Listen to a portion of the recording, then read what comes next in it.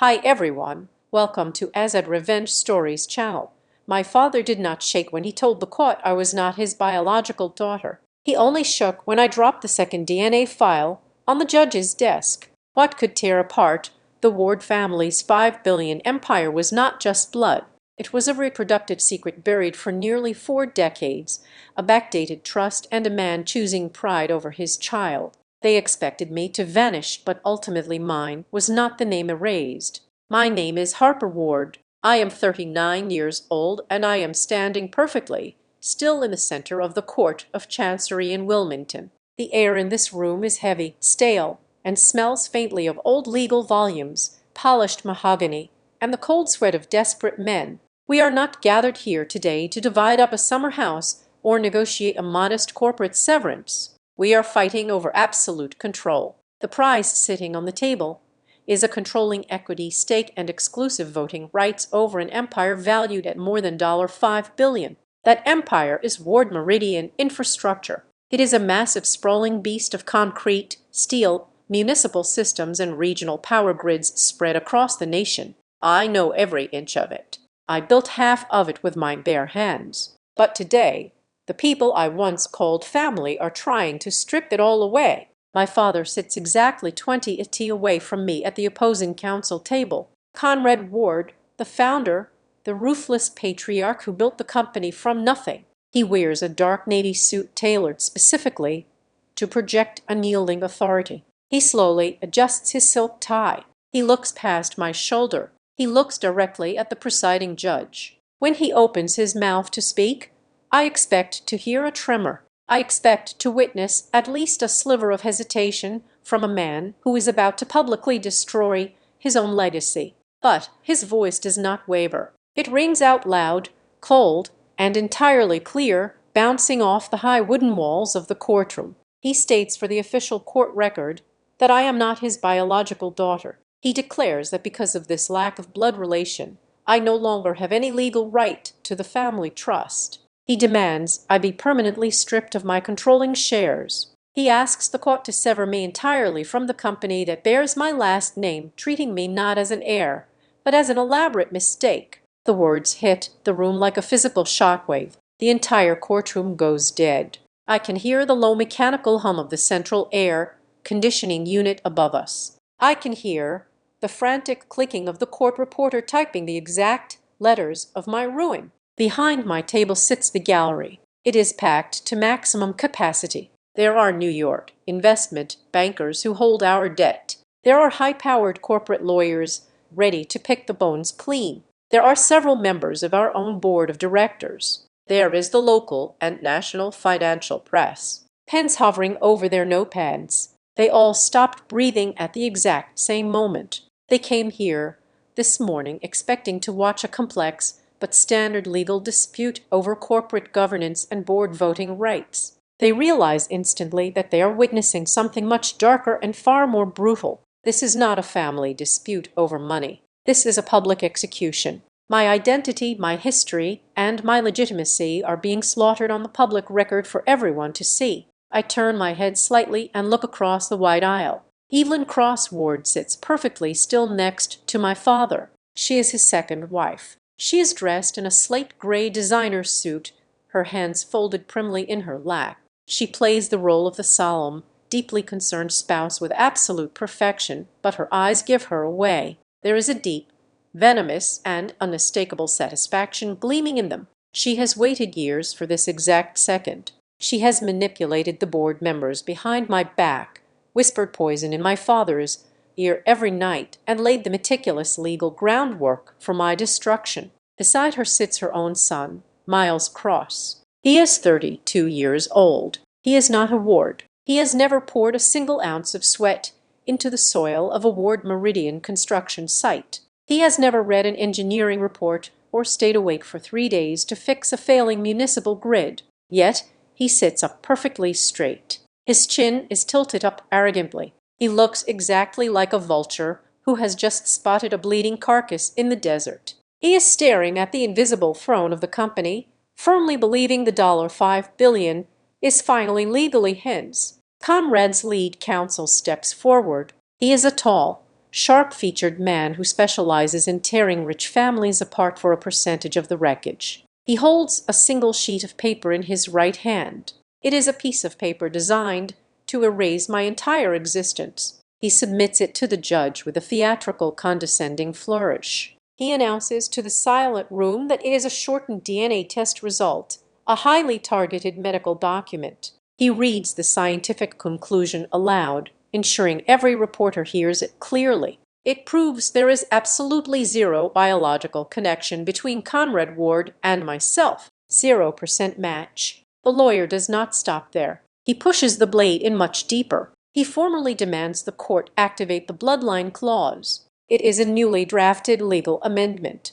Evelyn and her team of lawyers secretly slipped it into the family trust documents just a few months ago, burying it under hundreds of pages of financial jargon. It explicitly stipulates that only direct biological descendants can hold voting shares or serve on the executive board. It is a trap built specifically for me. Only true blood can control the empire. The heavy silence in the room stretches out thick and suffocating. They all wait for the collapse. They expect me to shatter into a million pieces. Evelyn leans forward just a fraction of an inch, her eyes wide, waiting to see the tears spill down my face. Miles smirks openly, waiting for the panic to set in and destroy my composure. They want me to vehemently deny it. They want me to scream at the judge that it is a vicious, fabricated lie. They want a hysterical, broken woman they can pity, patronize, and easily dismiss from the room. I do not give them a single drop of satisfaction. I do not panic. My pulse does not even spike. I have spent my entire adult life managing massive infrastructure crises. I have stood in the freezing rain at 3:00 in the morning to stop toxic chemical spills. I have negotiated hostile takeovers with men far more dangerous and intelligent than Miles Cross. I do not break in front of men in expensive suits. I do not shatter because of a piece of paper designed to scare me. I slowly rise from my chair. My movements are deliberate, measured, and heavily controlled. I look directly at the judge. I keep my voice entirely level, stripping it of all motion, anger, and fear. I simply request the right to present my full and complete evidence before this court formally accepts a manufactured half-truth as a ruling legal fact. The judge looks down at me from his bench. He seems slightly taken back by my absolute, unnatural calm. He nods slowly and grants the request, gesturing for me to proceed. I reach down to the carpeted floor, beneath my heavy oak table. My fingers wrap securely around the brass handle of a black leather file box. It is exceptionally heavy. It holds nearly 4 decades of buried history, sealed medical records, and silent family betrayals. I lift it up with both hands and place it directly onto the center of the table. The sound it makes is a heavy, decisive thud that echoes loudly in the quiet room. The entire dynamic in the courtroom fractures instantly. I watch Evelyn closely. Her polite, heavily controlled mask slips for a fraction of a second. Her eyes dart nervously toward the black box. Her mind calculates furiously, trying to understand what weapon I could have possibly brought to a fight she thought was already over. She wonders what I could have possibly found in the dark corners of the family archives. Then I look directly at Conrad. For the first time today, my father actually meets my gaze. He thought this would be a very clean kill. He thought I would be far too humiliated, deeply ashamed, and emotionally destroyed to even attempt to fight back. He looks at the black leather box sitting on my table. The smug, righteous certainty completely drains from his aging face. His skin turns a pale, sickly shade of gray. It is not the look of a victorious patriarch securing his legacy. It is the look of a man who is utterly terrified of his own past. The judge picks up his heavy wooden gavel and strikes it against the sounding block. He formally calls for a short recess to allow the court adequate time to examine the newly submitted physical evidence. The sharp, violent crack of the wood completely breaks the spell holding the room hostage. People immediately stand up. The frantic whispers begin to fill the gallery, rising rapidly in volume like a massive swarm of hissing snakes. Reporters scramble desperately for their phones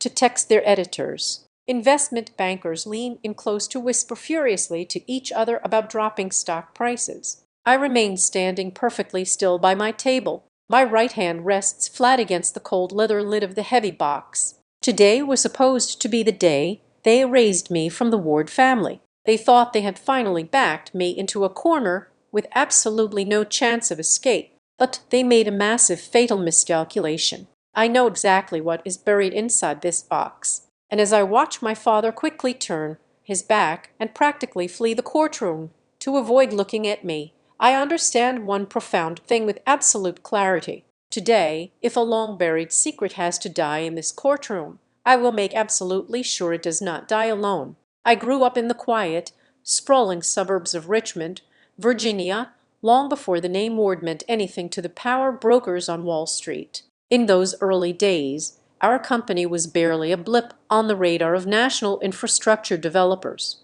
We were a strictly local operation consisting of a fleet of 6 beaten-down utility trucks and a cramped, intensely hot office located directly above a failing roadside diner. The diner smelled constantly of burnt coffee and cheap frying oil, a scent that still vividly reminds me of our first major municipal contract. We handled the absolute dirty work. We managed local water treatment upgrades, patched together aging, highly dangerous electrical grids, and took on the ugly, miserable civil engineering contracts that the massive construction firms refused to even look at. We were the scavengers of the infrastructure world, building a massive foundation out of the scraps left behind by others. My mother, Claire Ward, was the silent, brilliant engine that kept the entire machine running. She did not wear a hard hat or pour concrete, but she was the absolute brain of the operation. I spent my childhood evenings sitting on the worn living room rug,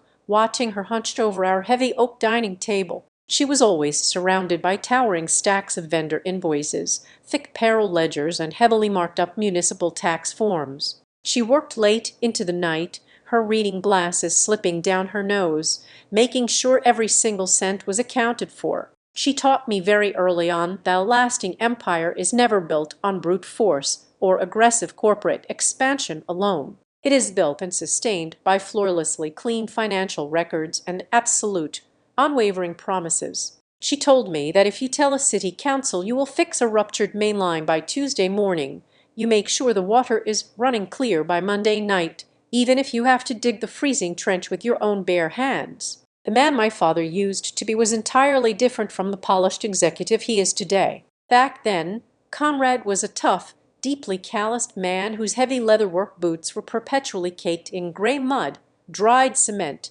and machine oil. He was intensely reliable, a man of very few words but massive, undeniable action. On weekends, instead of taking me to the park or the movies like other fathers did with their daughters, he would drop a bright yellow safety vest over my small shoulders and drive me out to the active work zones. I learned to read complex architectural blueprints before I could comfortably ride a bicycle. I learned to listen to the deep, rhythmic thumping of industrial water pumps to know if the pressure was holding steady or about to blow. I learned to recognize the sharp, acidic metallic smell of hot steel being welded in the damp morning air. He taught me that real authority does not come from a fancy title printed on a frosted glass door. It comes from the willingness to walk right into the mud and fix the exact things that everyone else has abandoned. I never intended to simply inherit my position at the top of the company. When I left Richmond to study operational finance, I spent 4 brutal years grinding through heavy textbooks and incredibly complex case studies. When I finally returned home to the company, I flatly refused the comfortable, high-paying executive chair my father immediately offered me. I did not want the veteran crews to see me as the boss's pampered child playing at business. I demanded a small windowless desk down in the risk management department. It was the least glamorous, highest stressed sector of the entire business. Over the next 10 years, I slowly became the person the board sent in to stop the bleeding. I personally rescued 3 separate regional branches that were hemorrhaging millions of dollars due to terrible local management and bloated vendor contracts. I flew out to Nevada and personally managed the crisis protocol when an unforeseen environmental disaster at a pipeline nearly wiped out our entire western division. I sat in incredibly hostile town hall meetings facing furious local citizens while our corporate lawyers urged me to hide behind generic public relations statements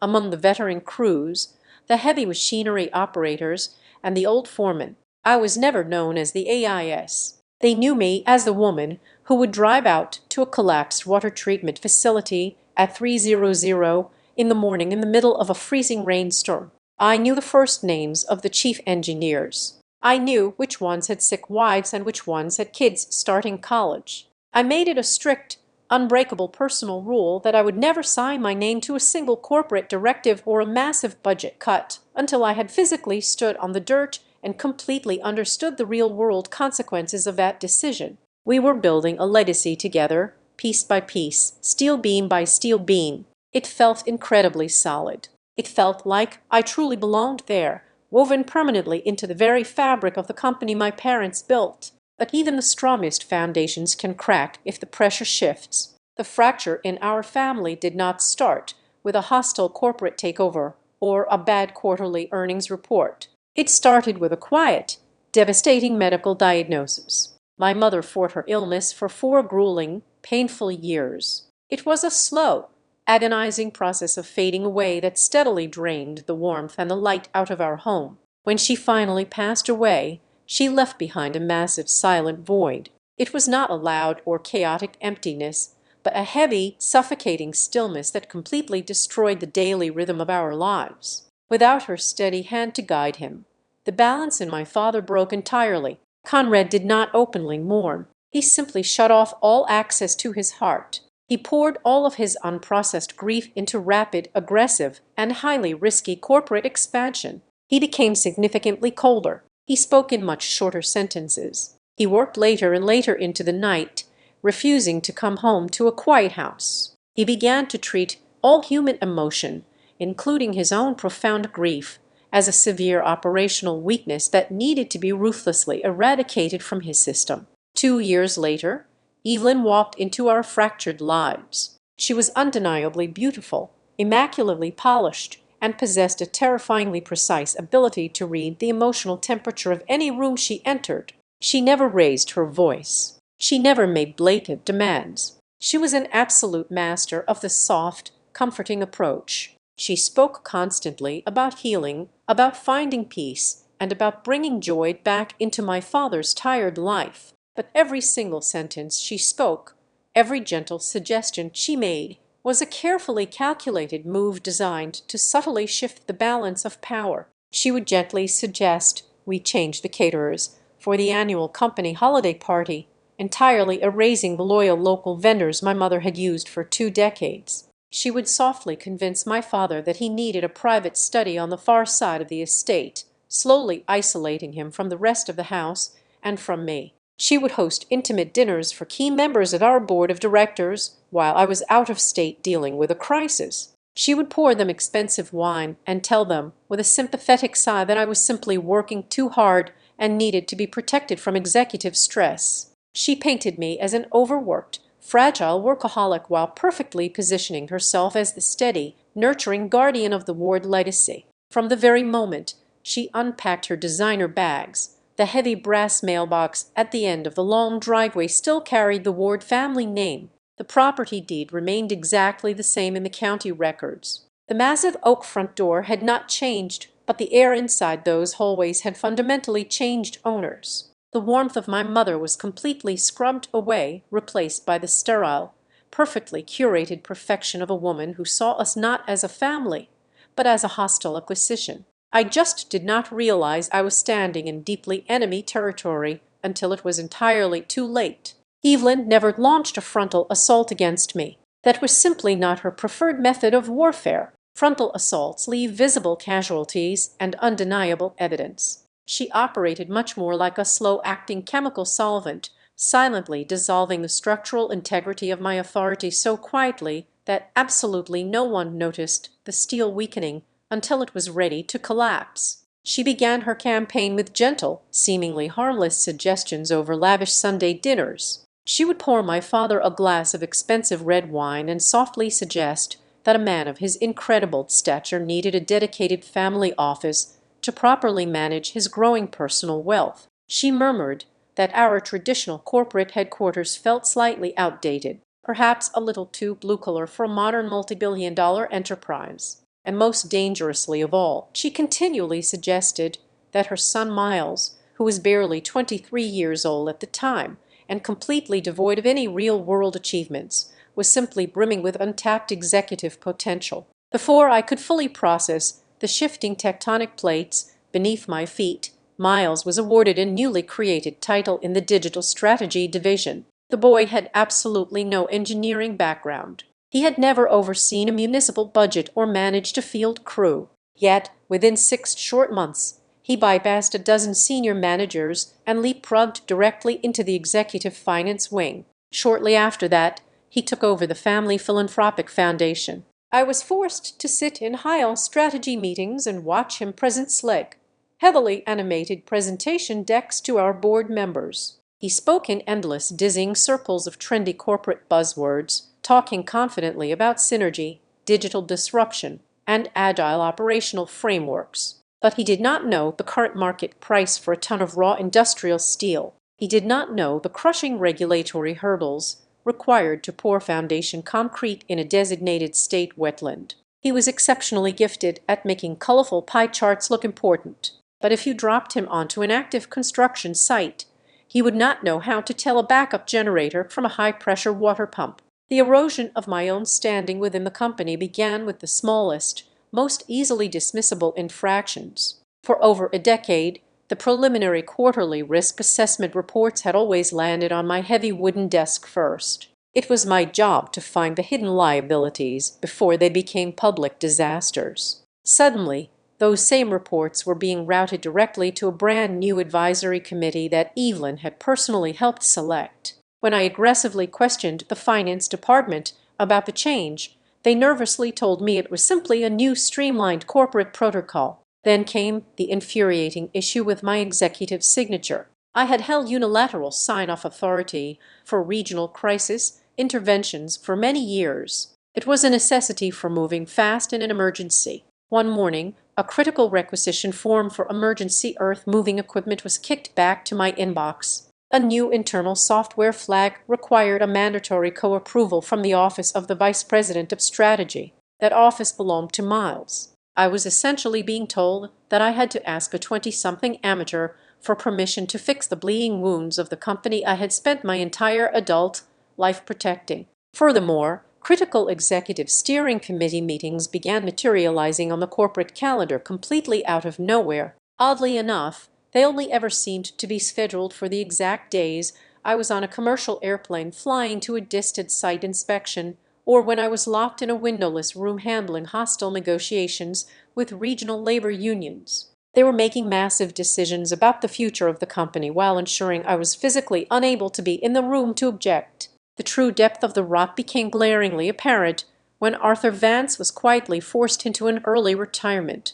Arthur was the ironclad legal advisor who had sat across the table from my mother for 20 years. He was fiercely loyal, and he knew exactly where every single financial skeleton was buried. He was abruptly replaced by a sleek, aggressively modern attorney from a massive corporate firm, a man entirely handpicked by Evelyn. It took less than 8 months for this new legal team to initiate a comprehensive review of the family trust documents. I did not even see the revised legal drafts until they were already officially filed with the state. Very deep on page 47, hiding under a dense, unreadable thicket of tax mitigation clauses, was a brand new, incredibly vague phrase regarding the eventual distribution of executive voting shares. The phrase was the preservation of biological lineage. I confronted my father the very next day. I walked straight into his newly renovated corner office demanding a clear explanation for this sudden obsession with genealogy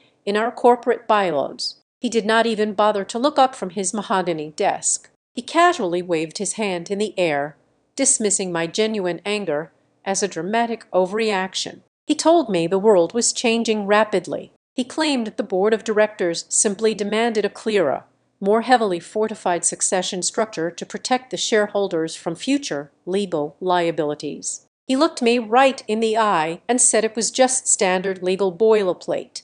absolutely nothing for me to lose sleep over. He delivered this incredibly hollow, insulting excuse on the exact same afternoon I had just returned from a brutal trip to Arizona. I had spent 72 straight hours awake in a sweltering Phoenix conference room, desperately salvaging a massive municipal transit contract that the new strategy team led by Miles had completely botched. I had single-handedly saved the firm tens of millions of dollars in penalties, and my only reward was a quiet legal demotion hidden in the fine print of a document I was not allowed to read. The final devastating turn of the knife happened during a closed-door session of the board of directors. It was a rainy Tuesday morning. The boardroom was packed with the new advisors and friendly faces Evelyn had systematically installed over the past 2 years. Without any prior warning on the printed agenda, the chairman of the board introduced a formal motion to restructure the risk and operational oversight committees. In a matter of 20 agonizing minutes, I was formally stripped of my sole chairmanship of the strategy committee.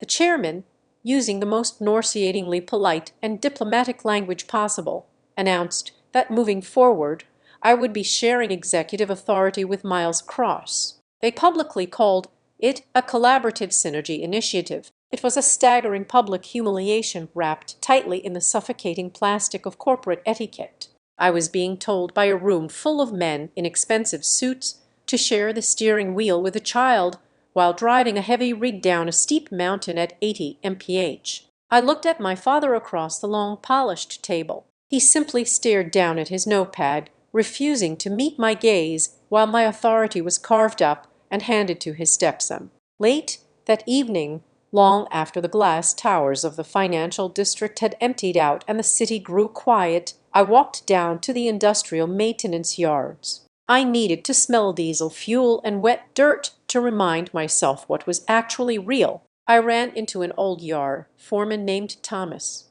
He was a grizzled, exhausted man who had been pouring cement since my mother was balancing the books by hand in that hot room above the diner. He saw the cold, hollow look on my face. He wiped his thick, greasy hands on a shock rag and leaned heavily against a chain-link fence. He looked at me with sad, tired eyes and told me a very hard truth. He said, "A company like ours never collapses because a rival contractor outbids us on a job or because the national economy takes a bad turn."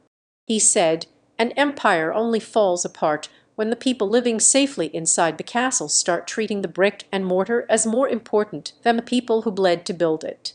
Standing there in the freezing night air under the harsh yellow glow of the security lights, the reality of my situation finally crystallized into something terrifying. I was not just dealing with a standard power struggle over board seats. I was not just losing a clash of management styles. Evelyn and Miles were not just trying to push me away from the head of the table. They were systematically preparing to erase me from the legacy. I was being prepped to be wiped completely out of the history of the company my mother died building. The first crack in the fortress walls did not come from a medical laboratory or a shocking courtroom confession. It came from a deeply buried spreadsheet. In the brutal world of corporate infrastructure, you learn very quickly that people can lie with incredible ease. But money always leaves the definitive, undeniable trail. Late one evening, long after the heavy rain had washed the city streets clean, I received an encrypted, anonymous message. It was from a senior financial controller who had quietly balanced the internal accounting books for our company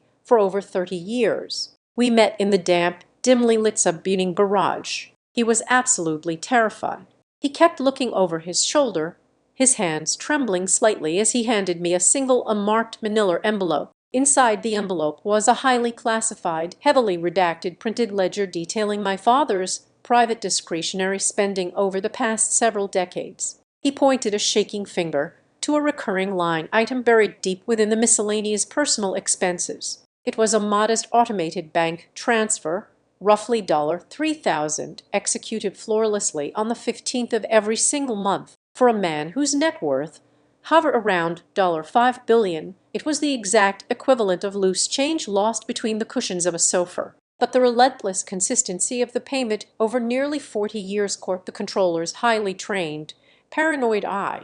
I traced the routing numbers. The money was being funneled directly to a defunct corporate entity registered as the Arbor Reproductive Institute Archives. It was a specialized biomed storage facility that had officially filed for bankruptcy and dissolved its public operations in the late 1990s. Yet, my father was still quietly paying them every single month. He was paying to keep something frozen, locked away, and heavily guarded. It was a payment you would never notice unless you specifically knew exactly what you were looking for. The very next morning, I arrived at the corporate headquarters before the sun came up. I bypassed the standard security protocols and logged directly into our heavily fortified internal corporate network. I used a backdoor administrative credential I had secretly established years ago during a massive system overhaul. I began to cross-reference the family office financial records with the central legal document repository. The results chilled me to the bone.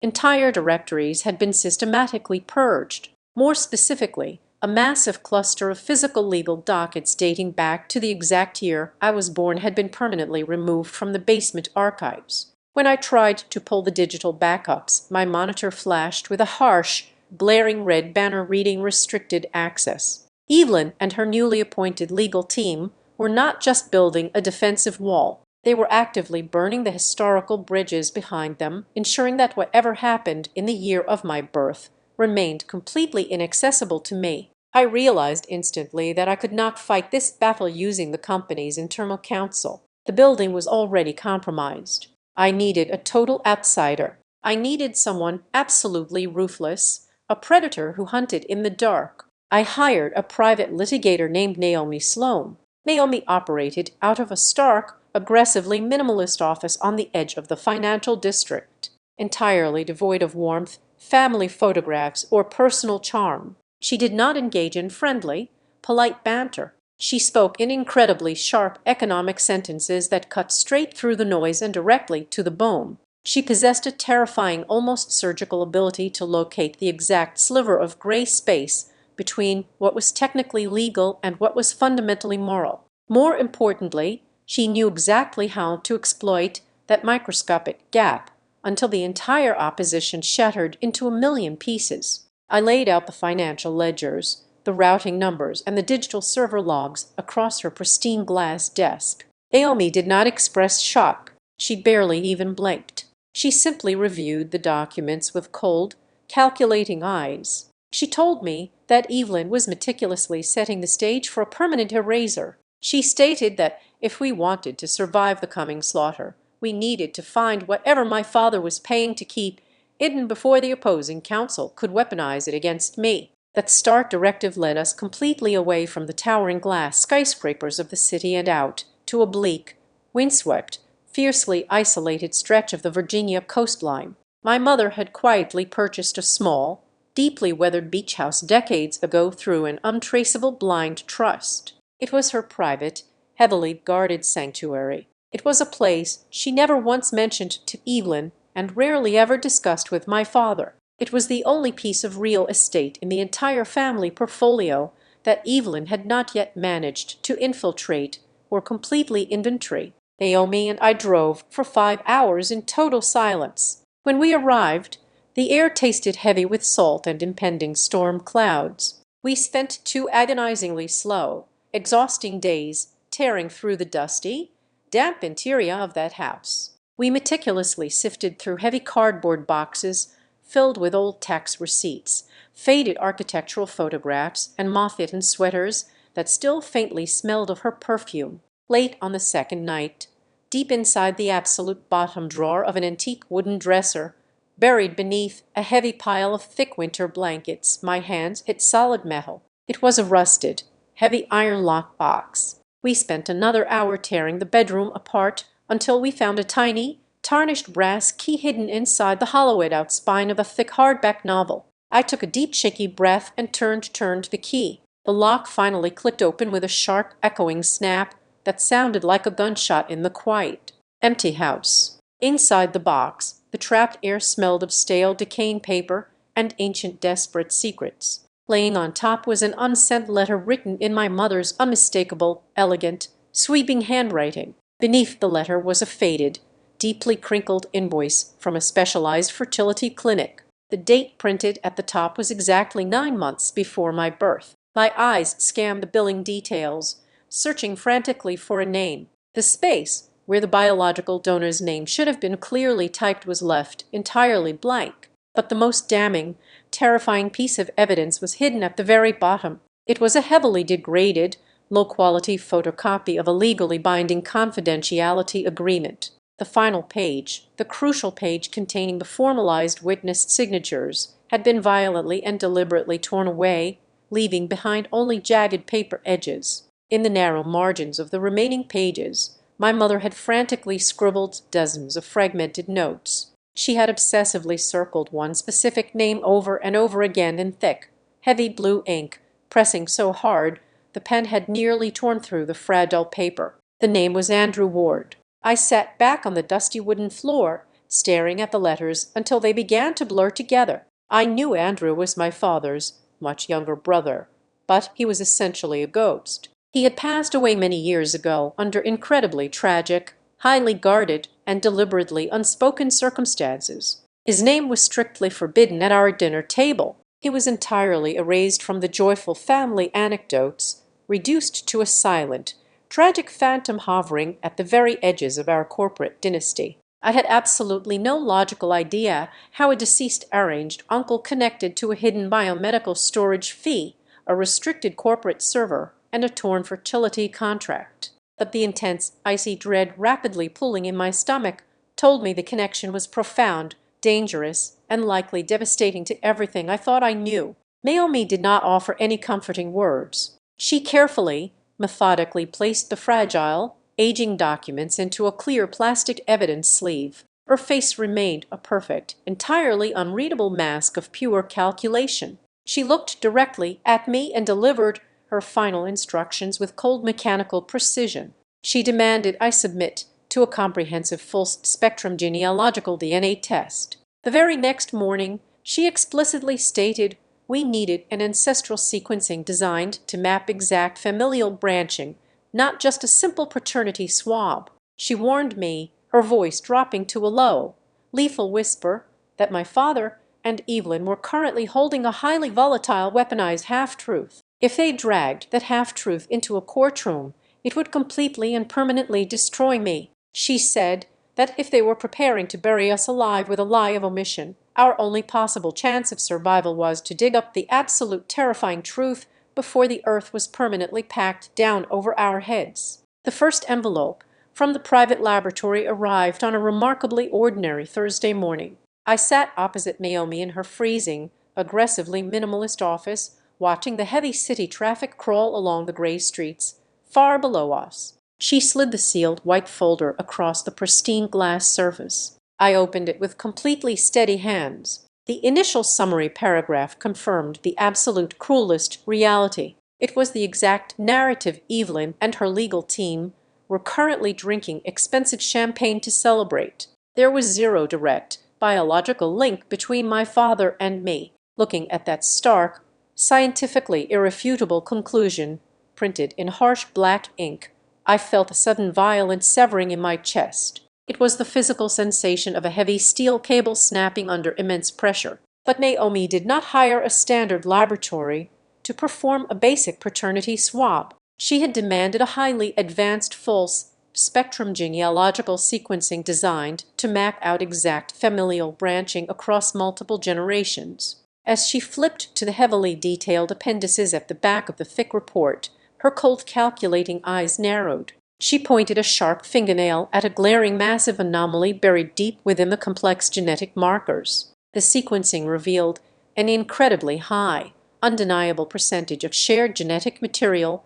between myself and Judith Mercer. Judith was my father's arranged older sister, a woman who had lived quietly on the West Coast for the past 30 years. The DNA overlap extended flawlessly to Judith's 2 adult children. It was a statistical and biological impossibility for me to share that exact concentration of genetic markers with my aunt and cousins if I were truly a complete stranger to their family tree. I was absolutely not an outsider. I was simply resting on an entirely different, heavily concealed branch of the exact same bloodline. Armed with this newly discovered biological tether, Naomi unleashed a terrifying wave of aggressive legal subpoenas. She bypassed the heavily guarded corporate servers entirely and targeted the deeply buried state-level medical archives from the late 1980s. What she managed to drag out of the dark was not a story of a cheating wife or a broken marriage.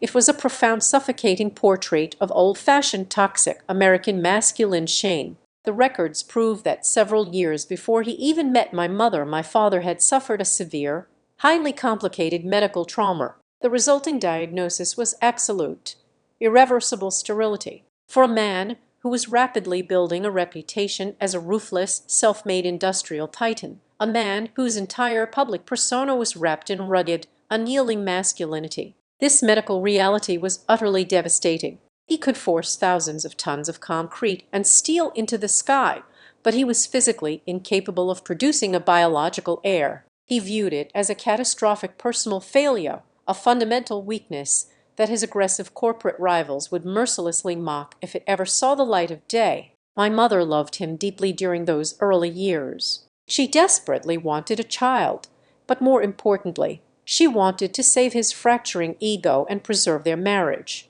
She quietly orchestrated the highly confidential visits to the Arbor Reproductive Institute, but she absolutely refused to utilize an anonymous, untraceable medical donor. She knew my father's intense, borderline obsessive pride would never allow him to look at a child carrying the blood of a complete stranger and call it his own. The shocking truth we unearthed from the fragmented clinic logs was that they kept the solution entirely within the family. The donor was his younger brother, Andrew. Andrew was everything my father was not. He was incredibly quiet, deeply introspective, and entirely uninterested in the brutal, cutthroat world of municipal infrastructure and corporate takeovers. He lived a fiercely private life, but he possessed a profound, unwavering loyalty to my mother and his older brother. The newly recovered legal notes from the defunct clinic indicated that Andrew only agreed to this incredibly complex arrangement under one absolute, unbreakable condition.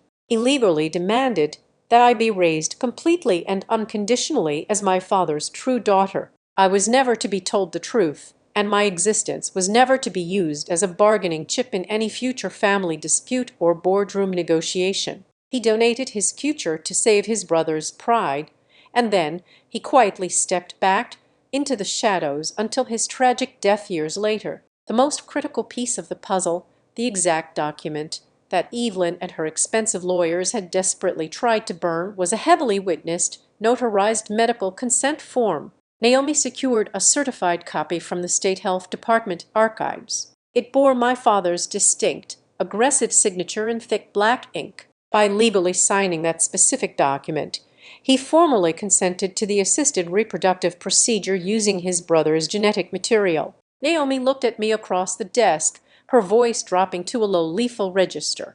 She explained that under the strict letter of state law, a man who voluntarily signs a medical consent form for donor conception is the absolute, irrefutable legal parent. Period. He could not suddenly disown me nearly 4 decades later, simply because we lacked a direct biological link.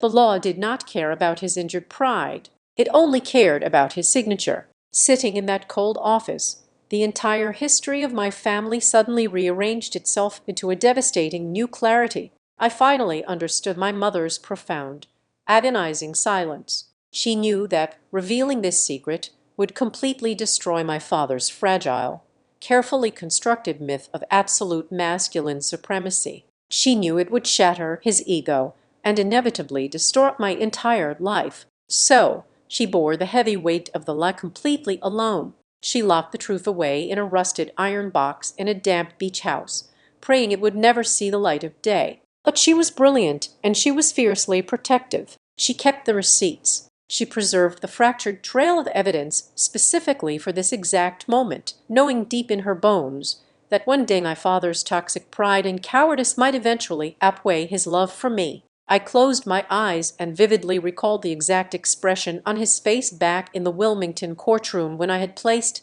the heavy black leather box on the table. He had turned a sickly shade of gray. At the time, I thought I was looking at a man who was terrified of an unknown threat. But now I knew the absolute truth. His face in that courtroom was not the face of a betrayed, heartbroken victim who had just discovered his daughter was a stranger. It was the terrified, pathetic face of a man who had known the medical truth all along. He knew exactly how I was conceived. He had signed the paperwork himself. Yet, when his ruthless new wife handed him an easy, legally convenient way to push me out of the company and secure her own son's future, he took it. He actively chose to sit perfectly, still in a packed courtroom, and allow his own flesh and blood to be publicly slaughtered. He chose to let the world believe my mother was a liar and I was an illegitimate mistake, all to protect his peers from discovering he was sterile. He was willing to burn my entire life to the ground simply to save his own artificial honor. The profound, paralyzing heartbreak I had felt all week completely evaporated in that exact second. It was instantly replaced by something much darker, much colder, and infinitely more dangerous. The strategic leak happened exactly as Evelyn had meticulously planned it. By the time the financial markets opened on Monday morning, the incredibly toxic rumor of the illegitimate heir was already bleeding heavily across the national business news wires. It did not take long for the massive institutional partner banks and several of the more conservative panic-prone board members to start placing frantic phone calls to the executive suite. They heavily questioned the fundamental stability of our entire corporate succession plan. Stock prices for our publicly traded subsidiaries began a slow, terrifying slide downward. This was Evelyn's ultimate strategy playing out in real time. She wanted the chaos. She needed the board of directors to view me not as a seasoned, reliable executive who had saved the company countless times, but as a deeply unstable, illegitimate liability who needed to be swiftly removed to restore critical market confidence. They expected me to retreat into my apartment, completely devastated and paralyzed by the severe public humiliation. They expected tears, a frantic legal defense, or an emotionally unhinged press conference begging for sympathy. Instead, I went completely cold. I locked myself inside a highly secure off-site war room with Naomi Sloan and a newly hired squad of the most aggressive, utterly ruthless forensic accountants operating on the eastern seaboard. I did not waste a single second grieving a father who never truly existed. I immediately weaponized my profound grief and turned it into a highly calibrated corporate audit. I directed my team to forensically dismantle every single financial maneuver made within the Ward Meridian ecosystem over the last 36 months. We did not look at the heavy construction contracts or the massive municipal bids I had personally negotiated. We looked exclusively at the shadows. We tore into the recent legal amendments made to the family trust. We ripped apart the private charitable foundation ledgers. And most importantly, we aggressively audited every single consulting contract that Miles Cross had authorized since he magically ascended to his unearned vice president chair. It took the forensic team less than 48 hours to find the bleeding artery. Hidden deep beneath thick layers of overly complex corporate jargon and intentionally confusing tax mitigation structures, we discovered a vendor named Blue Basin Strategies. Over the past 2 years, our family philanthropic foundation had quietly funneled roughly $4 million directly into Blue Basin bank accounts. The approved invoices claim that the money was for high-level digital synergy consulting, advanced demographic analytics, and corporate restructuring seminars. But when my private investigators physically visited the registered corporate address listed on the tax forms, they found absolutely nothing but an empty, dusty room located above a failing strip mall in suburban New Jersey. Blue Bass produced zero tangible reports. They developed zero proprietary software. They provided zero actual services to our company. The final fatal puzzle piece snapped into place when Naomi successfully pulled the state incorporation documents for Blue Basin. The sole registered proprietor of this completely fraudulent consulting firm was a man who happened to be Miles Cross's former college roommate. Naomi stood over the sprawling physical spreadsheet we had taped to the wall, her cold eyes gleaming with the terrifying thrill of a predator smelling blood in the water. She turned to me and clearly articulated the true horrifying scope of Evelyn's master plan. The sudden violent obsession with genetic purity and the public weaponization of the DNA test was never just about stripping me of my rightful inheritance out of spite. It was a massive, highly calculated smoke screen.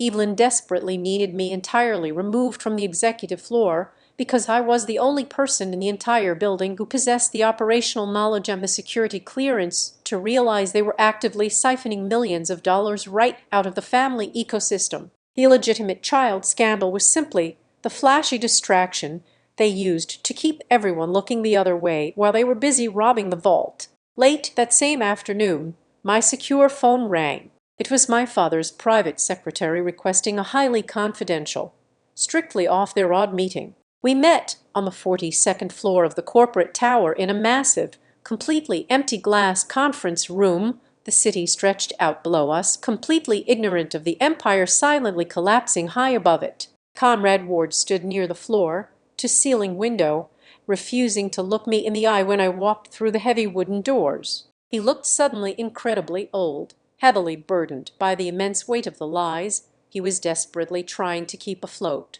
He did not apologize for the brutal courtroom ambush. He did not offer any emotional explanation for his decades of complete silence regarding his brother Andrew. Instead, he slowly walked over to the long mahogany table and slid a single sheet of heavy stock paper across the polished surface. It was a formal settlement offer. He was offering me a completely staggering sum of money. It was enough capital to quietly walk away, start my own massive rival firm, and never have to look at another infrastructure contract or deal with a board of directors for the rest of my natural life. His only condition was that I immediately drop all legal contestations, formally sign away my controlling voting shares, and completely disappear so the scandal could quietly die. He said the negative press was severely damaging the overall company valuation and threatening our credit ratings with the major banks. He said it was strictly a business decision to keep things quiet and protect the legacy.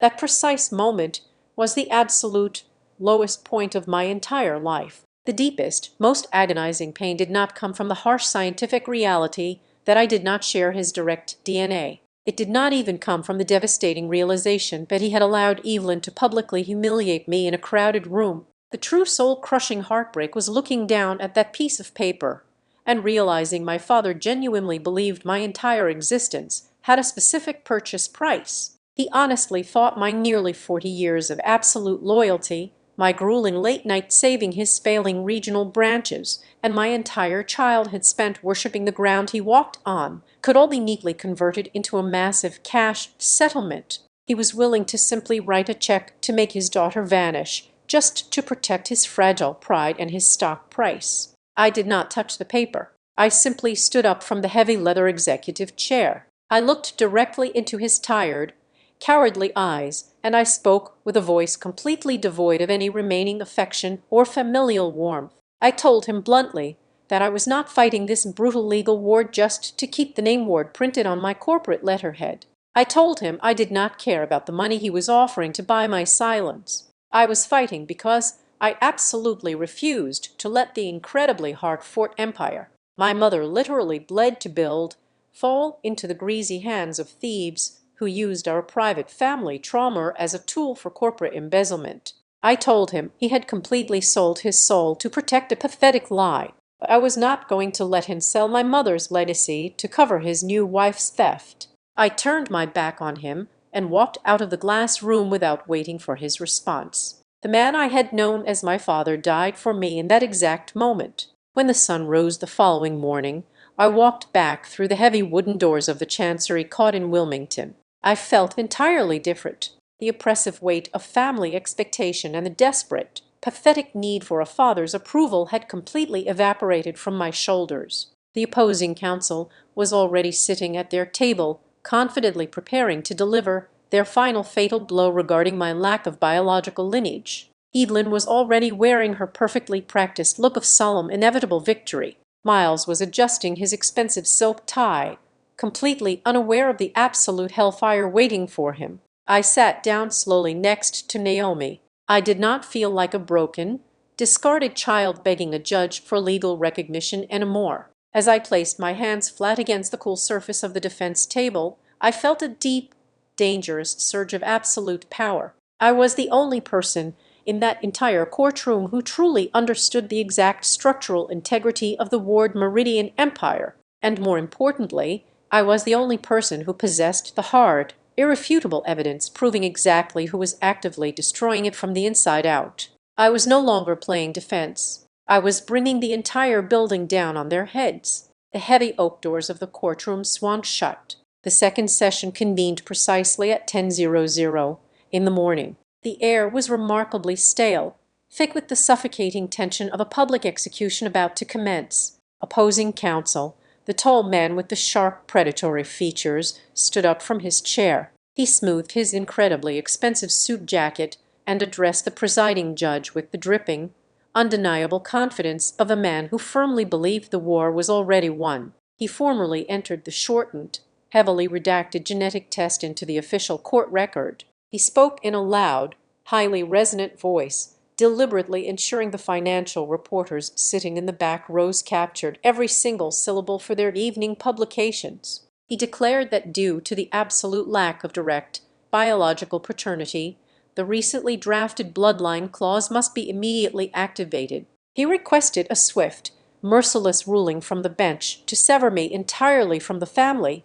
trust, and permanently revoke my executive voting shares in the corporate parent company. The judge turned his attention to our side of the room. He looked down at Naomi Sloan. He asked if the defense had any immediate objections to the scientific validity of the medical documents submitted by the plaintiff. Naomi stood up slowly. She did not rush. She calmly buttoned her stark black blazer. The entire gallery leaned forward collectively, bracing for a desperate, frantic legal objection. Across the wide aisle, Evelyn sat perfectly straight, a razor-thin, deeply satisfied smile playing on her lips. Miles leaned back comfortably in his heavy wooden chair, looking entirely bored by the procedural formalities of my destruction. Naomi looked directly at the judge. She stated in a clear, ringing voice that the defense had absolutely no objections to the genetic findings. She told the court that we completely and utterly agreed with the plaintiff.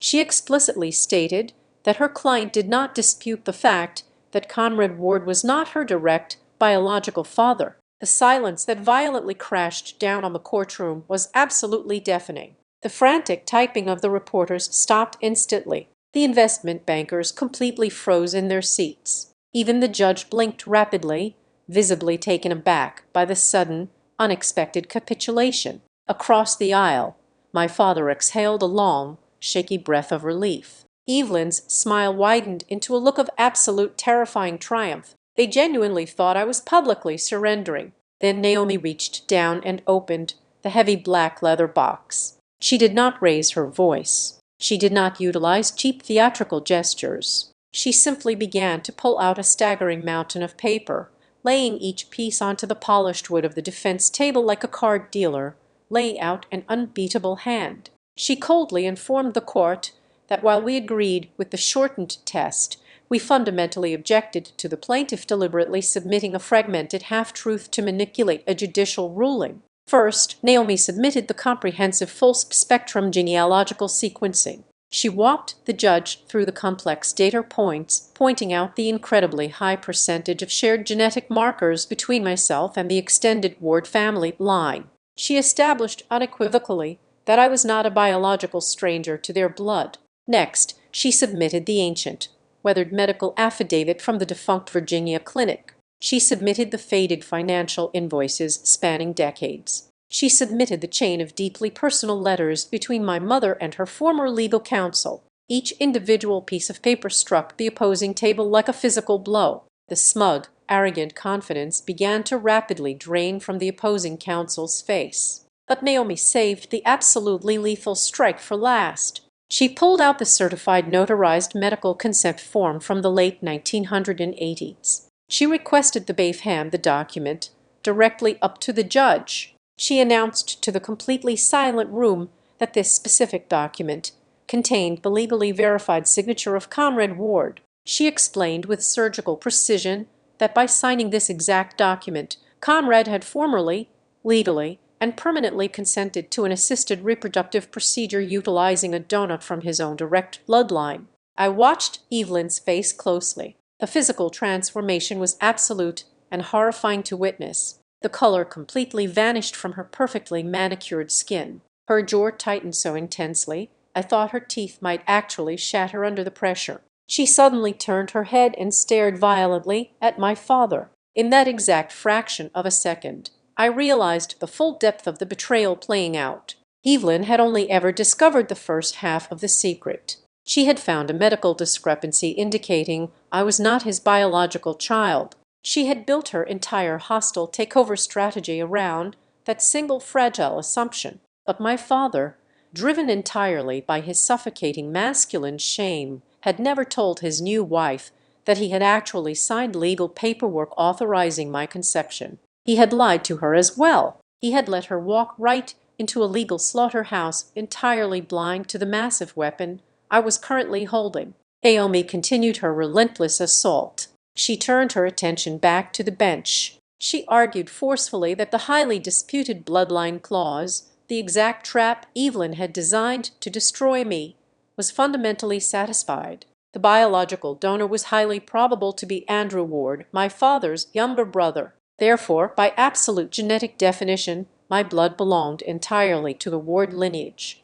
Furthermore, she argued that under the strict letter of state family law, my father's notarized signature on the medical consent form established irrevocable ironclad legal paternity. He could not legally disown a child he had explicitly contracted to create. The atmosphere on the judge's bench shifted dramatically. The presiding judge leaned far forward, his brow furrowed in deep, angry concentration. He looked down at the documents, then glared sharply across the room at my father and his legal team. 10 minutes ago, he had viewed this case as a standard, somewhat messy dispute over trust fund technicalities and hurt family feelings. Now, his expression hardened into one of severe judicial suspicion. He was looking directly at a coordinated, highly manipulative attempt to distort medical facts and twist the court system to execute a corporate coup.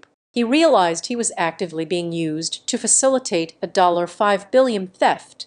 The invisible pressure in the room became absolute. The walls seemed to close in completely on the opposing table, and then the weakest link in their armor finally snapped. Miles Cross shot up from his chair. His face was flushed a bright, feverish red. His carefully practiced corporate composure completely disintegrated under the intense pressure. He pointed a shaking finger at the table where the old medical forms lay. He shouted across the silent room, his voice cracking with raw, unfiltered panic. He aggressively demanded to know how we possess those specific documents. He loudly proclaimed to the entire courtroom that those specific files were supposed to be completely gone. He yelled that they should not exist and more. It was a catastrophic, unforced error. The entire courtroom drew a collective sharp breath. Naomi did not miss a single beat. She spun around, her eyes locking onto Miles like a heat-seeking missile. Her voice cut through the heavy air,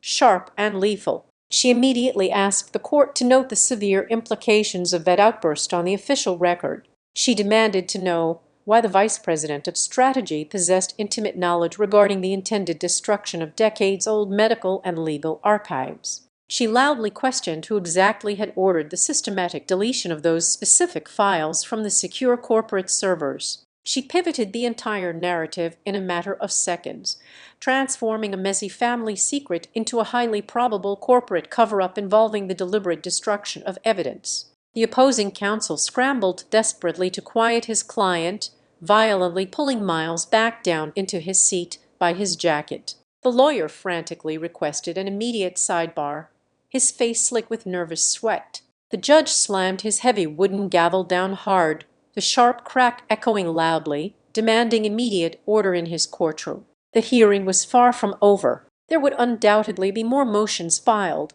more furious arguments presented, and more complex legal maneuvering in the days to come, but the fundamental tide of the war had just irrevocably turned. I remained seated at my table, perfectly calm, breathing in the heavily air-unconditioned air of the room. I looked across the wide aisle one last time. Evelyn Cross Ward was no longer sitting upright. Her shoulders had completely collapsed. Her hands gripped the edge of the wooden table so hard her knuckles were completely white. She was staring blankly straight ahead at nothing at all. For years she had carried herself with the untouchable arrogance of a queen slowly walking toward her inevitable coronation. But sitting there completely exposed, outmaneuvered, and legally cornered, she looked like something else entirely. She looked exactly like a woman who had just heard the heavy steel door of her own prison cell slam permanently shut. My father was formally called to the witness stand. The heavy wooden chair seemed to swallow him whole.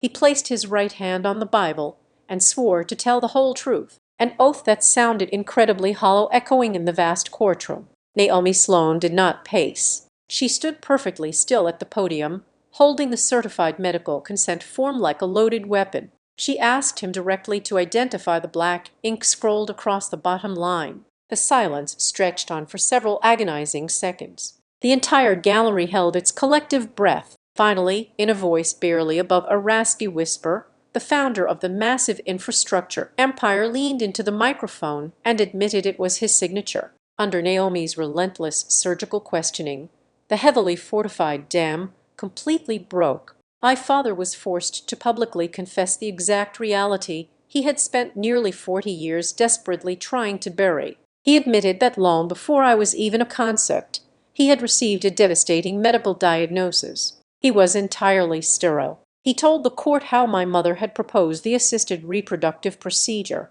He confessed that he had agreed to use his younger brother as the biological donor, but only under the strict, unbreakable condition that I would be raised exclusively as his own flesh and blood. He demanded absolute secrecy. Naomi asked him why. She asked why a man who could easily bend municipal governments to his will and build bridges out of solid steel was so terrified of a simple medical reality. His answer was not the defiant roar of a titan. It was the pathetic, trembling rationalization of a deeply insecure man. He looked down at his incredibly expensive leather shoes and confessed that in the aggressive, maladominated corporate culture of the late 1980s, a man who could not produce an heir was viewed as fundamentally flawed.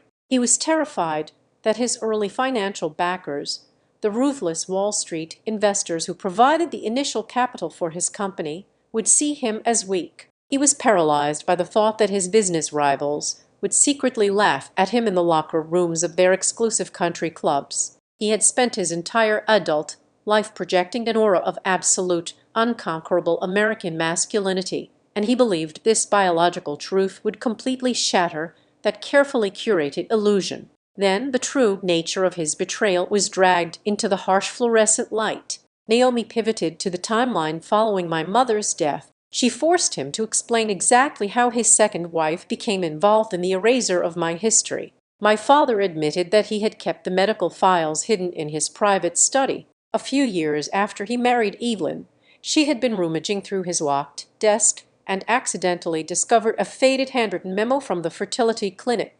She did not bring it to him with sympathy. She weaponized it. Evelyn delivered a cold, calculated ultimatum behind closed doors. She told him that unless he systematically removed me from the executive succession plan and cleared the path for her own son, she would leak the medical documents to the national financial press. She threatened to expose his lifelong secret to the board of directors, the shareholders, and the very rivals he feared so deeply. Instead of standing up to the blackmail, instead of protecting the child he had explicitly contracted to bring into the world, my father chose the path of least emotional resistance. He chose himself. He confessed on the stand that he began to actively manipulate his own conscience. He convinced himself that since I did not share his exact genetic code, pushing me out of the company was a logical, necessary business decision rather than a profound moral failure. He allowed Evelyn to draft the new bloodline clauses and slowly strip away my authority because it was easier to sacrifice my entire future than to face the public embarrassment of his own sterility. He stopped speaking. The courtroom was so quiet I could hear the faint ticking of the heavy brass clock on the far wall. The man sitting on the stand was not a victim of a shocking revelation. He was an architect of his own cowardly demise. I did not scream. I did not pound my fists on the table or burst into dramatic tears. The profound, suffocating anger I felt was completely icy and totally controlled. I stood up from my chair at the defense table. The judge did not reprimand me for breaking protocol. He simply watched me. I looked directly into the hollow, exhausted eyes of the man who had raised me, and I'd asked him a single devastating question. I asked if the true reason he had thrown me to the wolves was not because he had suddenly discovered a horrible truth, but simply because he could not stomach the idea of the world finding out that he had known the truth all along. I watched his throat swallow hard. His mouth opened slightly, but absolutely no sound came out. He looked desperately around the room, searching for a lifeline, an objection, a distraction, anything to save him from the crushing weight of that question. But there was nothing. He just sat there, frozen under the blinding lights. His total paralyzing silence was significantly heavier and infinitely more damning than any verbal confession he could have possibly offered. He had traded my life for his pride, and now he had lost both. Naomi was not finished. She did not allow the opposing side a single moment to recover their breath. She smoothly shifted her focus away from the shattered patriarch and aimed her crosshairs directly at the opposing table. She submitted a brand new stack of documents to the clerk. They were legal family registry files. With ruthless efficiency, she exposed the final fatal structural flaw in Evelyn's grand design. While Evelyn had spent years aggressively weaponizing my lack of direct biological connection to the founder, she had deliberately ignored her own son's glaring legal vulnerabilities. Naomi proved with certified state records that my father had never formally legally adopted Miles. There was absolutely no legal paperwork binding Miles to the Ward family trust as an official dependent or heir. Evelyn had operated on the incredibly arrogant assumption that by simply marrying the king, her son would automatically inherit the entire kingdom by default once the biological daughter was executed. She had focused entirely on drafting bloodline clauses to exclude me, completely failing to realize that those exact same exclusionary clauses inherently barred her own unadopted son from holding any executive voting power. Her position as the mother of the presumed heir was a complete legal fiction. This devastating reality was established even before Naomi intended to introduce the massive financial fraud and the fake consulting firm into the civil record. The fundamental narrative inside the courtroom shifted with the force of a massive earthquake. The dozens of reporters, the nervous bankers, and the silent board members sitting in the gallery were no longer watching a tragic, emotional dispute over who possessed the correct DNA sequence. They had been dragged completely past the illusion of bloodline purity. They were now staring at the stark, ugly reality of corporate and familial warfare. It was entirely about who had actually put on the boots and poured the concrete. It was about who held the legally binding paperwork. It was about who had spent years manipulating an old man's insecurities. And most importantly, it was about a group of people who were cruel and desperate enough to label a living, breathing human being as a mere biological mistake just to steal control of a 5 billion empire. The illusion of the untouchable aristocratic family was dead. We were just scavengers fighting in the dirt, but I was the only one holding the shovel. The presiding judge called for an extended recess to review the overwhelming mountain of supplementary files Naomi had just dumped onto the official record. The heavy wooden doors of the courtroom swung open, and the gallery spilled out into the sprawling marble hallways of the Chancery Court. The air out there was thick with frantic whispers, the furious tapping of leather shoes, and the sharp scent of stale coffee and nervous perspiration. I did not join the crowd. I stood near a massive stone pillar, letting the cold air from the overhead vents wash over my face. That was when Judith Mercer approached me. My aunt moved with a quiet, understated grace that felt entirely foreign in this building full of aggressive corporate predators. She did not offer me hollow words of comfort. Instead, she reached into her large leather handbag and pulled out a deeply weathered, thick manila envelope. The edges were soft and frayed from decades of hidden storage. She pressed it firmly into my hands. She told me my mother had mailed this envelope to the West Coast over 20 years ago. Claire had given Judith one absolute, unbreakable directive regarding its delivery. She was only to hand it over if Conrad ever allowed his suffocating pride to bring actual harm to me. I walked away from the crowded corridor and found an empty, heavily soundproofed witness consultation room. I closed the heavy door, shutting out the noise of the corporate slaughter happening outside. I sat down at a small laminate table and carefully tore open the brittle seal of the envelope. Inside were 2 separate letters. I recognized my mother's sweeping, elegant handwriting instantly. The ink was slightly faded, but the sheer force of her conviction bled through every single word. She wrote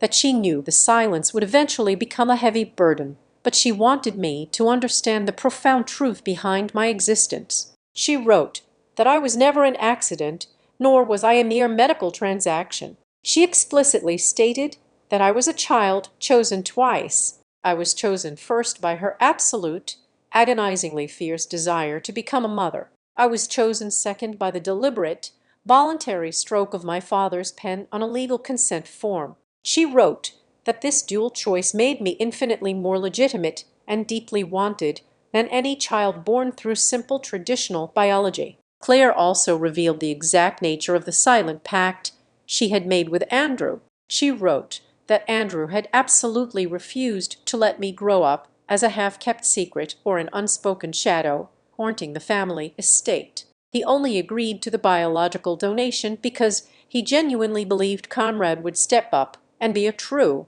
unwavering legal father. Andrew believed that bloodline should be a quiet, private foundation for life, not a sharpened weapon to be wielded in a corporate boardroom. I set my mother's letter down and picked up the second piece of paper. The handwriting was completely different, sharp and slightly hurried. It was from Andrew Ward. It was penned shortly before his tragic death, written to a daughter he would never legally claim or truly know. The letter was not filled with dramatic declarations of lost love. It was a stark, profound plea for my future character. He wrote that if the day ever came when the family turned on me, if I ever found myself backed into a corner needing to protect my life, I must do so with absolute dignity. He warned me against the intoxicating allure of blind, scorched earth destruction. He urged me to remember that true power does not come from burning the house down, but from standing firmly in the truth while the liars burn themselves. The profound aching silence of the small room was suddenly shattered when the heavy door swung open. Naomi Sloan walked in. She was not walking with her usual cold, measured pace. She moved with the terrifying kinetic energy of a controlled explosion. She locked the door behind her and slapped a thick, freshly printed forensic binder onto the table right next to my letters. Our independent financial and digital forensic team had been working relentlessly through the night, ripping apart the server logs and metadata of the family trust documents. They had just found the ultimate fatal blow. Naomi leaned over the table, her eyes completely devoid of mercy. She pointed a sharp finger at a highly magnified digital ledger. She explained that the infamous bloodline clause, the exact legal mechanism Evelyn had used to drag me into this courtroom, was completely fraudulent. The forensic digital analysis proved beyond a shadow of a doubt that the exclusionary paragraph did not exist in the original draft of the trust amendment. The timestamps embedded deep within the digital signatures were completely disjointed. The file had been illegally reopened, retroactively altered to include the bloodline restriction, and then fraudulently sealed with forged digital credentials mere weeks before they launched their attack against me. The sheer scale of their arrogance was staggering. Evelyn and Miles had not simply exploited a deeply painful medical secret regarding my DNA. They had actively committed felony document forgery. They had deliberately tampered with binding legal inheritance files, transforming an old man's personal wound into an illegal instrument designed to steal absolute control of a $5 billion enterprise. They were not just corporate opportunists. They were outright criminals. I carefully folded the letters for my mother and placed them securely into the inner pocket of my tailored jacket. I walked out of the consultation room with Naomi right beside me. We marched back down the long marble corridor toward the heavy wooden doors of the courtroom. Conrad Ward was waiting for me near the entrance. He had completely lost the polished, commanding aura of an industry titan. He looked like a hollowed-out shell of a man, desperately treading water in a storm he had created. He stepped directly into my path, his hands raised in a pathetic gesture of surrender. He begged me for a private moment. His voice trembled violently as he pleaded with me not to introduce the digital forensic evidence to the judge. He knew exactly what the forged timestamps meant. He realized his new wife and her son were facing severe criminal indictments. He looked at me with desperate, terrified eyes and begged me to bury the forgery report. He told me that if I submitted those findings, The ensuing criminal investigation would completely shatter the Ward Meridian stock price. He whispered frantically that the family reputation would die a brutal public death. I stopped walking. I stood mere inches from him, looking directly into the cowardly eyes. I used to search for approval. I did not raise my voice. I spoke with a quiet, lethal clarity that cut straight through the noise of the crowded hallway. I told him that he had absolutely no right to lecture me about preserving the family reputation. I told him the reputation of this family did not die today because of forged digital timestamps or fraudulent consulting firms. I looked at him and delivered the final absolute truth. I told him the legacy died the exact second he chose to sit at a table in a public courtroom and deliberately erase his own daughter's name just to protect his pathetic ego. He physically recoiled, as if I had struck him across the face. He had absolutely nothing left to say. There were no more lies to spin, no more corporate buzzwords to hide behind. I turned away from him and faced the heavy oak doors of the courtroom. The bailiff announced that the final session was preparing to resume. I took a deep, steadying breath. I was no longer walking back into that room to beg a judge to restore my position on an executive board. I was not there to ask for my job back. I was walking through those doors to permanently execute a massive toxic system of lies that every single person around me had treated as a sacred tradition for far too long. I pushed the heavy doors open and walked back into the light. The final session of the Chancery Court convened with a heavy, suffocating silence. The air in the room felt entirely different now. The arrogant predatory energy that had previously radiated from the opposing table was completely gone, replaced by the sour, undeniable stench of absolute panic. Naomi Sloan did not waste a single second with theatrical legal posturing. She walked directly to the center podium and delivered the final fatal sequence of evidence with the cold mechanical precision of a firing squad. She laid out the four indisputable pillars of our absolute victory for the judge. First, she pointed to the certified medical documents proving my father was my completely valid legal parent due to his own voluntary notarized signature on the reproductive consent forms. Second, she reiterated the advanced genetic sequencing that firmly established my place within the Ward bloodline through his brother Andrew.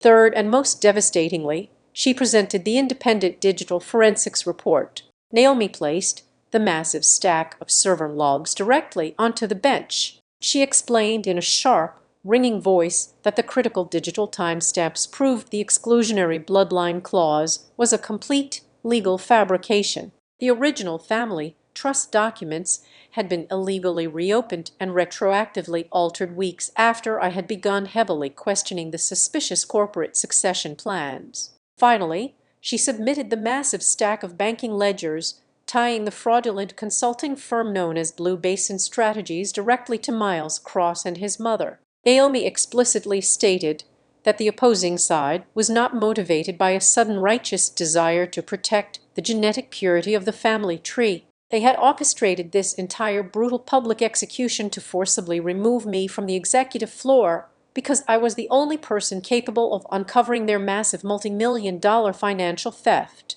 The presiding judge did not call for another recess. He did not need days to deliberate over the overwhelming mountain of undeniable proof. He looked down from his elevated bench, his face completely hardened into a mask of severe judicial disgust. He directed his piercing gaze straight at my father. He delivered a blistering, echoing reprimand that filled every corner of the large room. He stated with absolute clarity that the court system would not be utilized as a weapon to facilitate corporate embezzlement. He told my father that a man absolutely cannot use a fragmented, highly convenient medical test to spontaneously annul nearly 40 years of established legally binding parenthood. He declared it fundamentally repulsive that a father would attempt to legally erase the very heir he actively contracted to create, raised under his own roof, and empowered to run his massive operations for decades. With a swift, highly aggressive motion,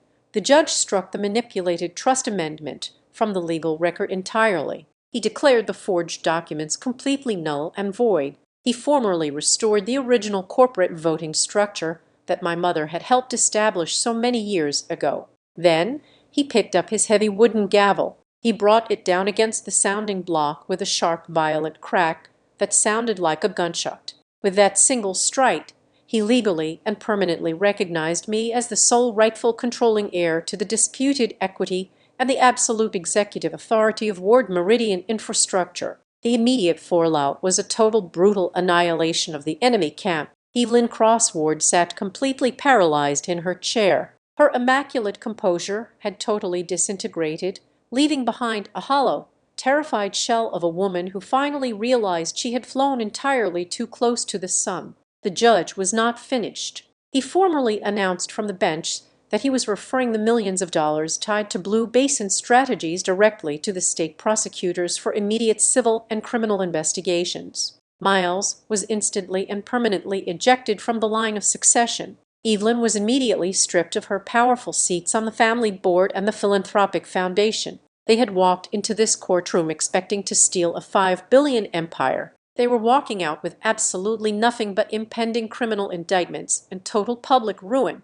The gallery slowly emptied out into the sprawling marble hallways. I packed my heavy leather briefcase with steady, highly controlled movements. When I finally walked out through the heavy oak doors, my father was waiting for me near a massive stone column. He looked incredibly small. The terrifying aura of the ruthless industry titan had completely evaporated, leaving behind a tired, broken old man who was desperately treading water in a massive storm he had created himself. He stepped directly into my path. He raised his shaking hands and tried to offer a pathetic, trembling apology. He wanted a quiet, easy reconciliation to soothe his completely shattered conscience. He wanted me to tell him that despite the brutal betrayal, we were still family. I did not give him the satisfaction of a screaming match. I did not offer him a tearful emotional embrace. I looked at him with absolute freezing detachment.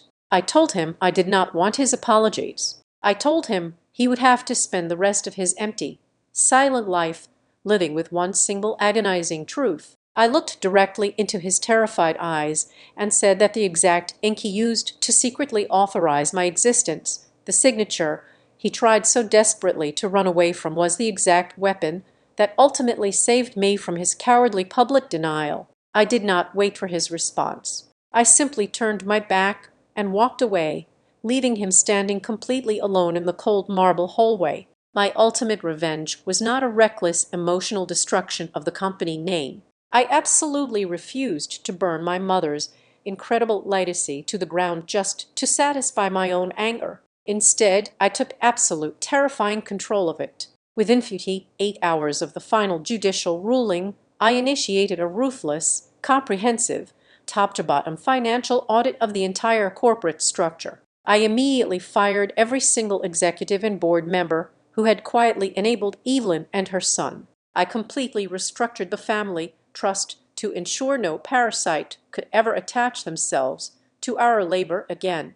Most importantly, I redirected a massive portion of the family philanthropic foundation to officially establish the Claire Andrew Initiative. It was a highly funded, incredibly aggressive legal defense fund specifically designed to support adults who were trapped in highly complex, predatory legal disputes involving sealed reproductive records, hidden adoptions, and stolen personal identity. I took the exact toxic secrecy that had nearly destroyed my life and transformed it into a blinding spotlight to protect others. A week later, I walked into the massive glass-walled executive boardroom on the top floor of the corporate tower. It was a rainy Tuesday morning. The sprawling city stretched out endlessly below me, completely ignorant of the brutal war that had just been waged for its infrastructure. I took my seat at the absolute head of the long mahogany table. I was facing the massive corporate empire that had actively tried to chew me up and spit me out.